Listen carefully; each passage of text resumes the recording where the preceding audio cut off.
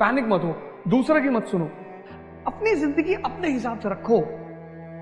तुमको क्या पहनना है, क्या खाना है, कैसे घूमना, ये सब तुम्हारी चॉइस होनी चाहिए। मैं बैंगलोर में था, मेरा एक दोस्त गया यूवी मॉल में, बोले बर्बरी की शर्ट्स लेंगे, ले लो, है आप भी ले लो। हमने कहा हम तो नहीं लेंगे, तुम्हारा देखने का नजरिया गलत है। 50,000 की शर्ट पहन के तुमको कोई पहचानता है? गांधी जी लंगोट पहन के लंदन चले गए, पूरा लंदन पीछे भाग रहा है। दुनिया में लड़ो जरूर, युद्ध करो युद्ध, लेकिन जब भी लड़ो अपने से बहुत बड़े आदमी से लड़ो। कुछ लोग सबसे लड़ते रहते हैं, रिक्शे वाले से लड़ गए, ऑटो वाले से लड़ गए, टेम्पो वाले से लड़, जानते नहीं हो कौन हो भैया? पृथ्वीराज चौहान के खानदान के हो? नहीं, अरे रिक्शा वाला लड़ने की चीज है। लड़ो हमेशा उस आदमी से जिससे लड़ने पर 1000 करोड़ का फायदा हो। डिप्रेशन उनको नहीं होता जो मेहनत नहीं करते, वो मस्त रहे कि नहीं भैया, वो पंडित जी कुंडली देखे थे तो बोले थे तुम्हारा राहु ठीक नहीं। ये सब इस तरह की बातें करने वाले लोग। लेकिन जो मेहनत करते हैं, क्योंकि समाज क्या मानता है, रिजल्ट, वो तुम्हारे मेहनत को नहीं देखता। तुम 15 पढ़ते थे, 16 पढ़ते थे, तुम क्या कर, वो सिर्फ रिजल्ट देखता है। इसलिए सबसे ज्यादा डिप्रेशन उन लोगों को होता है जो बहुत मेहनत करते हैं। इस पूरे सूत्र को लिख लीजिएगा, बहुत क्रांतिकारी सूत्र है। ओवर थिंकिंग का परिणाम है क्रोध, और जैसे ही क्रोध बढ़ेगा वैसे ही अविवेक पैदा हो जाएगा। ओवर थिंकिंग, क्रोध, अविवेक, मूर्खता कनेक्टेड है सब। ये जो क्रोध पैदा हो रहा है ये अनायास पैदा नहीं हो रहा है, और ये जो अविवेक पैदा हो रहा है ये अनायास पैदा नहीं, सब जुड़े हुए हैं। इनकी जड़ कहां है? Over thinking. आप कहोगे आजकल मुझे गुस्सा होता है, मैं बहुत चिड़चिड़ा हो गया हूं, या मैं बहुत चिड़चिड़ी हो गई हूं, उसकी जड़ ओवर थिंकिंग में है। ओवर थिंकिंग की जड़ कहां है? ध्यान का अभाव। तो ध्यान का अभाव, ओवर थिंकिंग, क्रोध, अविवेक, मूर्खता, और अविवेक का परिणाम है स्मृति भ्रम, और स्मृति भ्रम का परिणाम है बुद्धि भ्रष्ट, और बुद्धि भ्रष्ट का परिणाम है नशा, सेक्स, जुआ, पॉर्न, हस्तमैथुन, और इन सब का परिणाम है एंजाइटी, स्ट्रेस, डिप्रेशन। कितनी बुरी तरह परेशान है लोग समाज में। किसी को लग रहा पति खराब है, किसी को लग रहा पत्नी खराब है, किसी को लग रहा बच्चे खराब है। कोई खराब नहीं है, कोई खराब नहीं है, आपकी दृष्टि खराब है, आपके देखने का तरीका खराब है। सोशल मीडिया का दौर, कितनी हमारी बहनें हैं कंटेंट बनाती हैं, कोई नाच रहा है, कोई गा रहा है, चलो ठीक है यार, आपको नहीं अच्छा लगता ना, आप मत देखिए, गाली क्यों लिखते हैं? कोई लड़की है, कोई औरत है, कंटेंट बना रही, कोई पैसा आ रहा है, सबको लगता है थोड़ा 2-4 पैसा हम भी कमाएं, लेकिन जो जाहिल वर्ग है, भाई आपने देखा अपने साथ चले आइए, उस जगह में गाली लिखने की क्या जरूरत, क्या आवश्यकता? गाली यहाँ लिखिए जब हम बोल रहे हैं, हमारे लिए लिखिए। हमारा गुरु के हिसाब से जांच भी होती रहती है। आपके शब्द अगर मेरे मन पे प्रभाव डाल देगा तो आप ताकतवर हो गए। ध्यानी के लिए सबसे बड़ी जांच क्या है? पर मैंने अपने गुरु से कह रखा कि देखो यार, गाली गलौज तक तो ठीक है, उससे आगे कोई आएगा तो फिर वापस नहीं जाएगा। ईसा मसीह नहीं है कि कोई आदमी क्रूस पे लटका दे और हम भगवान से प्रार्थना करें कि प्रभु अब इसको क्षमा कर देना, इसको पता नहीं है कौन सी गलती, प्रभु बाद में क्षमा करेंगे। एक बात मुझे एकदम समझ में आई है, forgiveness is the quality of God and we are not gods. क्षमा करना भगवान का काम है और हम भगवान नहीं। हालांकि किसी की बात तो दिल में नहीं रखते, लेकिन उस व्यक्ति को मोहब्बत से पालते हैं, रखते हैं। मैं तो कृष्ण का अनुयायी हूँ, 100 गाली पार कर दे शिशुपाल, उड़ा लो, लेकिन ये गाली गलौज, ये सब तो एक जांच है आपके व्यक्तित्व की। कोई भी व्यक्ति अगर आपको गुस्सा मिला दे जा रहा है, इरिटेट कर ले जा रहा है, तो जीत गया। 2 शिक्षक, बिहार के 2 सम्मानित शिक्षक ऐसे लड़ गए जैसे बालू माफिया हो, ठेकेदार हो। पहले ठेकेदारों के बीच ऐसा होता था, आग लगाने वाले तो चारों तरफ बैठे। देखो बिहार में आग लगा दिए, 2 लोग बेचारे भटक गए, परेशान हो गए।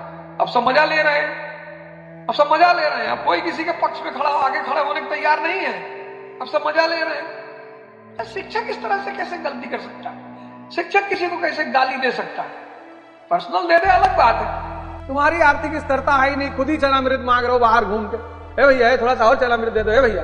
जीवन का भोग करने जा रहे हो। जो प्रसाद दे सकता है बस वही भगवान हो सकता है। तुम्हारी बुआ तुमसे मिलने आए, तुमने कहा जाने लगी, 1 लाख रुपया दे दिया, मौसी जाने लगी, ये प्रसाद है, 1 लाख रुपया दे दिया।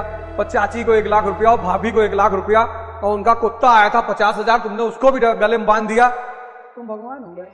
आजकल भिखमंगे डिमांड कर रहे हैं, हमको कोई सम्मान नहीं दे रहा, हमको कोई प्रेम नहीं कर रहा है। क्यों करे? पागल है, तुम खुद नहीं करते किसी को, कोई तुमको क्यों करे? प्रसाद बांटने की स्थिति में आओ, तपस्या करो, साधना करो। कैसे शुरू होगी साधना? शरीर को लक्ष्य बनाओ, शरीर को लक्ष्य बनाओ। शरीर देखो, पार्थिव शरीर को रथ बनाकर ब्रह्म रूपी लक्ष्य, पार्थिव शरीर को रथ बना, ये शरीर तुम्हारा रथ, और इस रथ का लक्ष्य क्या होगा? ब्रह्म, आत्मा। और साधना शुरू करो, तपस्या शुरू करो। 98% लोग अपने मन के गुलाम है। उनकी किस्मत कौन लिखता है? उनका मन। इसीलिए तो भाग्यवादी है। 2% लोगों ने अपने मन को अपना गुलाम बना रखा है और वो अपनी किस्मत लिखते हैं। गौर करिएगा इस लाइन में, फिर से बोल रहा हूं, आप लिखिएगा इस लाइन को। 98% लोग अपने मन के गुलाम है। अब सुबह 4 बजे उठना चाहो, नहीं उठ पा, आप 4 घंटा पढ़ना चाहते नहीं पढ़ पा रहे, आप योग करना चाहते नहीं कर पा रहे, आप ध्यान करना चाहते नहीं कर पा रहे, आप भीख मांगेंगे। जब कुछ पॉजिटिव हो ही नहीं रहा है, जब कुछ पॉजिटिव हो ही नहीं रहा है तो परिणाम पॉजिटिव कैसा होगा? बोए पेड़ बबूल का तो आम कहां से होए? आप बताओ मुझे सोच के, कौन लिख रहा है आपकी किस्मत? आपका मन लिख रहा है या आप लिख रहे हो? और अगर आपकी किस्मत आपका मन लिख रहा है तो आप वहीं पहुंचोगे जहां आपका मन चाहता है। तभी तो स्वामी विवेकानंद जी ने कहा कि मनुष्य अपने भाग्य का निर्माता स्वयं है। कब? इतना कहकर छोड़ दिया उन्होंने, मनुष्य अपने भाग्य का निर्माता स्वयं है, इतना कहकर छोड़ दिया। अब लोग घूम रहे हैं कि कैसे भैया आंसर तो दे देते, पूरा तो बोल देते, मैं पूरा कर देता हूं आज इस लाइन को। मनुष्य अपने भाग्य का निर्माता स्वयं है अगर वो अपने मन को अपना गुलाम बना, इसके द्वारा ध्यान की प्रक्रिया के द्वारा। कभी आप अपने बुजुर्गों के साथ बैठे, बुजुर्ग बहुत कीमती चीज है। बुजुर्ग मतलब अनुभव। अब तो उन्हें उठा के वृद्धाश्रम में डाल दिया जाता है, समाज एक बहुत अच्छे अनुभव से वंचित है। बुजुर्ग थोड़े से चिड़चिड़े होते हैं क्योंकि इंद्रियां खत्म हो चुकी होती है, तो जीवन का कोई उद्देश्य बचता नहीं। तो एक आम आदमी के लिए जीवन क्या है? भौतिक सुख, मटेरियल एंजॉयमेंट, मटेरियल एंटरटेनमेंट। और ये भौतिक सुख किससे मिलेगा? इंद्रियों से। तो वृद्धावस्था मतलब इंद्रियां खत्म, सुख खत्म। तो जब सुख खत्म तो कोई ऐसा बटन तो है नहीं कि दबा लिया और शरीर छूट गई। 70 प्लस के बाद जीना इंद्रियों के बिना वो बड़ा दुखदायी है। अगर जवानी में आपने ध्यान नहीं किया है तो, अगर आपने जवानी में ध्यान कर लिया और आप एक बड़ी अच्छी अवस्था में पहुंच गए तो बुढ़ापा आपके लिए स्वर्ग हो जाएगा। और जवानी अगर आपने सिर्फ अय्याशी में बिताई, सिर्फ, तो आप यकीन मानिए कि आपको किसी नर्क जाने की जरूरत नहीं पड़ेगी। क्योंकि जहां से इंद्रियां फेल होगी, चाहे वो 70 पे फेल हो, चाहे 75 पे फेल हो, जहां से फेल होगी वहां से अगर आप 20 साल और जिंदा रह गए तो वो 20 साल आपको युगों युगों की तरह प्रतीत होंगे। अरे भगवान! इसीलिए बुजुर्ग आमतौर पर चिड़चिड़े हो जाते हैं, चिल्लाने लगते हैं, और जैसे जैसे उनका शरीर जर्जर होता है, दर्द बढ़ता है, खाना नहीं खा सकते, आराम से सो नहीं सकते, तो चिड़चिड़ापन बढ़ता है। इसीलिए बुजुर्गों की सेवा की पुण्य की श्रेणी में सबसे बड़ा पुण्य माना गया है। स्थिति भरत तिवारी की थी, ऐसी ही स्थिति भारत के बहुत सारे युवाओं की, बहुत परेशान, इस देश को बदलना चाहते हैं, पर माई बाप करप्शन नीचे नहीं है, करप्शन ऊपर है। इस दिन इस देश की संसद में 400 लोग डॉक्टर अंबेडकर की तरह, राम मनोहर लोहिया की तरह, ये कलाम की तरह बैठ गए। उस दिन इस देश से करप्शन ऐसे गायब हो जाएगा जैसे गधे के सर से सींग गायब हो जाती। एक आदमी की शादी हुई, 30 साल तक सिंगल रहा, फिर उसकी शादी हुई तो सुबह सुबह नई बीवी ने जगाया कि जानू उठो। देखा तो चाय, ब्रेड स्लाइस, पानी ट्रे में बीवी लिए खड़ी। बेड टी के बाद जब बाथरूम में गए तो टॉवल, कपड़ा, गर्म पानी सब तैयार। नहाने के बाद नाश्ता रेडी, ऑफिस की ड्रेस तैयार, टिफिन टेबल पर। रात 9 बजे घर वापस आया तो खाना तैयार। आदमी तो बावला हो गया। बीवी को बोले लगा, भावुक होकर बोला कि तुम्हारे आने से मेरा जीवन सफल हो गया, मैं बहुत भगवान हूँ जो मुझे तुम्हारी जैसी पत्नी मिली। बीवी ने धीरे से तिरछा की और बोला कि ये डेमो था, ये बताने के लिए कि तुम्हें कल से क्या काम करना और कैसे कैसे करना है। ऐसी ही जिंदगी है। बड़े प्यार से उलझाती है आदमी को, बहुत प्यार से, इतने प्यार से उलझाती है। हर वो जगह जहां आपको लग रहा है कि बस खुशी मिलने वाली है। आप में से जितने लोग 40 प्लस होंगे, विवाहित होंगे और बहुत सारा जीवन का अनुभव आपको मिल चुका होगा, आपको देखिए जहां जहां आपको बताया गया था कि हाँ खुशी मिलेगी, टॉप कर जाओगे खुशी मिलेगी, नौकरी पा जाओगे खुशी मिलेगी, विवाह हो जाएगा खुशी मिलेगी, सब ट्रैप था। खुशी तो सिर्फ अपने अंदर है। खुशी है मन को अपना गुलाम बना लेना। खुशी बाहर कहाँ है? और कुछ लोगों को जब तक ये बात समझ में आई कि खुशी बाहर नहीं है, तब तक जीवन अपना चक्र पूरा कर चुका है। कुछ लोगों को कभी आई नहीं। जवानी साधना करने के लिए है, साधना, संघर्ष, इसके लिए जवानी है। बुढ़ापा में जब इंद्रियां काम नहीं करती तो परमात्मा का अनुभव कैसे होगा? क्योंकि जो इंद्रियां माया का स्वाद दिखाती है वही इंद्रियां परमात्मा का स्वाद दिखाएंगी। अब इंद्रियां जब माया का स्वाद ही नहीं ले पाती तो परमात्मा का कैसे दिखाएंगी?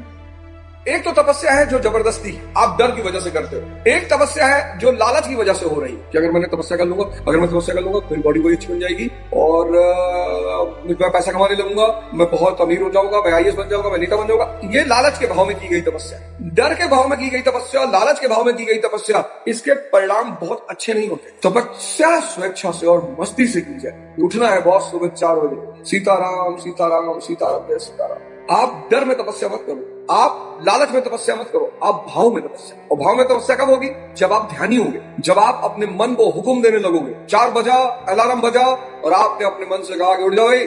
और उसने कहा सर 10 मिनट सो रहे सर। क्या करेगा भाई 10 मिनट सो गए?